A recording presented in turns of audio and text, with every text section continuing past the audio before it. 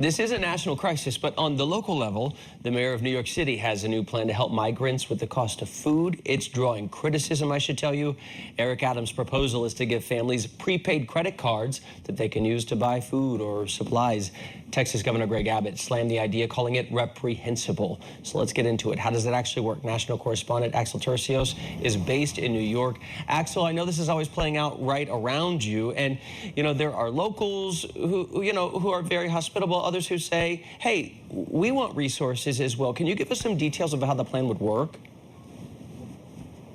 Well, Chance, it's mixed emotions around New York City residents, and the mayor's whole plan is to basically replace the already non-perishable food boxes that the city is providing to migrants, single adult migrants and migrant families that are staying in hotels like this, which is the former Roosevelt Hotel here in Midtown Manhattan, which is now serving as the main intake center for all of the migrants that are coming in. And just before I go into details, I want to show you that we can still see some people lining up here, coming for the first time, like Alejandro. I was just talking to Alejandro. He just arrived from Venezuela. His friend, who is wearing the black hoodie, he was telling me that his state limit at the shelter is about to expire this Friday, as the city right now established this new shelter state limit for 30 days for single adult migrants and 60 days for families. So we are going to keep seeing more people making line here to try to get a spot in one of the city's shelters. So the amount on these prepaid credit cards will depend on the number of members in the family, and also if they're making any income at all during the month. So they will be able to get this prepaid credit card to buy food at groceries, supermarkets, convenience stores, and the bodegas.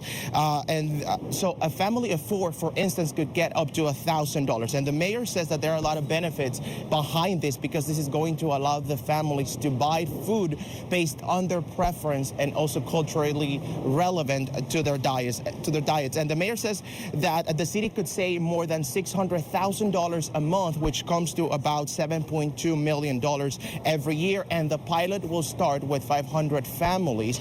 And if it is successful, then the city will consider expanding the program to even more families staying in city hotels. Chance. I see. And when you read coverage, I mean, folks are saying your heart's in the right place, and you see some ready there with a warm blanket to wrap people around it. Others saying, I want to live in a hotel. I want free health care. I want the government to give me gift cards, and I'm not getting any of that. So could you explain how the critics are talking about this, why they're upset?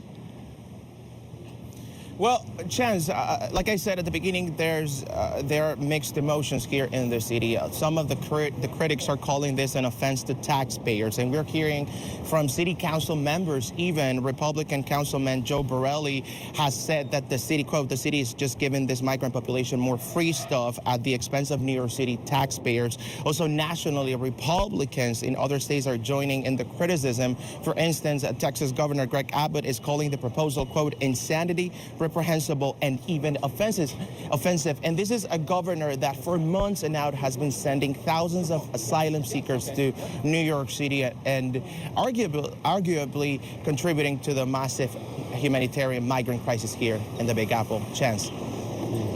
Axel Tercios on the ground in New York City, where folks are actively looking for help. Appreciate that.